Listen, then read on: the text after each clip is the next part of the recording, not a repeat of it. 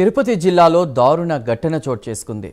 ఇక మద్యానికి బానిసైన భర్త భార్యను అత్యంత కిరాతకంగా హత్య చేసిన ఘటన స్థానికంగా కలకలం రేపింది. వెంకటపతి నగర్కు చెందిన సురేష్ కుటుంబ కలహాల నేపథ్యంలో భార్య గురవమ్మ అలియాస్ కస్తూరిపై దోసెల పెనంతో తలపై బలంగా దాడి చేశాడు. ఈ క్రమంలో అక్కడికక్కడ ఆమె మృతి చెందింది. తల్లిని కోల్పోవడంతో కుటుంబ సభ్యులు విషాదాలు మునిగిపోయారు. సమాచారం అందుకున్న పోలీసులు ఘటనాస్థలికి చేరుకుని మృతదేహాన్ని స్వాధీనం చేసుకుని దర్యాప్తు చేపట్టారు. మనకు ఒక ఇన్ఫర్మేషన్ రావడం జరిగింది.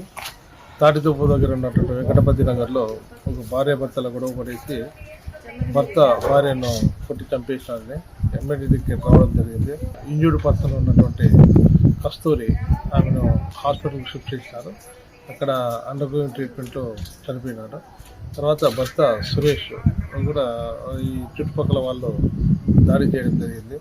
ఎందుకంటే ఆక్రోషంలో భార్యను చంపేసినాడని అవసరంగా అని చెప్పేసి చేంజ్ చేసుకున్నాం. అతన్ని కూడా హాస్పిటల్కి పంపిస్తున్నాం. దీని మీద కేసు రిజిస్టర్ చేసి నమోదు చేసి విచారణలో మరిన్ని వివరాలు తెలియదు. 4:30కు మనకు ఒక ఇన్ఫర్మేషన్